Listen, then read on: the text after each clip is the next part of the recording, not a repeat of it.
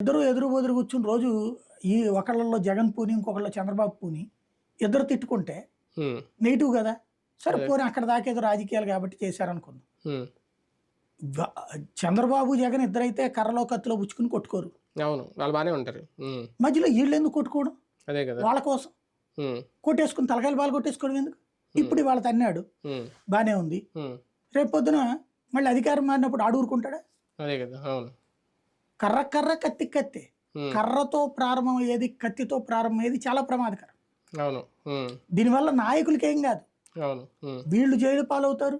వీళ్ళు కేసుల చుట్టూ తిరుగుతారు. హ్మ్. కోర్టుల చుట్టూ తిరుగుతారు. రేపు మళ్ళీ హింసాకాండ ఫేస్ చేస్తారు. హ్మ్. హ్మ్.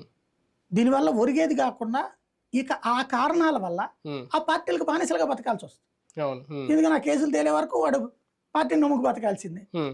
దానివల్ల ఇంకో తప్పులు 4 చేయాల్సి ఉంటుంది. హ్మ్. అది సామాన్యుడికి నష్టం. హ్మ్. అది ఏ నాయకుడు దాన్ని సరిచేయట్లా. అవును. ఇంకొంచెం రెచ్చగొట్టుకుంటున్నారు. పిన్నెల్లిని వెనకేసుకొస్తున్నారా? పిన్నెల్లి ఒక ఈవీఎంని ధ్వంసం చేయడం అనేది పెద్ద తప్పు కాదు అన్నట్టుగా జగన్మోహన్ రెడ్డి గారు మాట్లాడడం కరెక్ట్ రాజకీయమేనా? పిన్నెల్లి విషయంలో పిన్నెల్లిని సమర్థించడాన్ని నేను సమర్థిస్తా. అవునా? హ్మ్. కానీ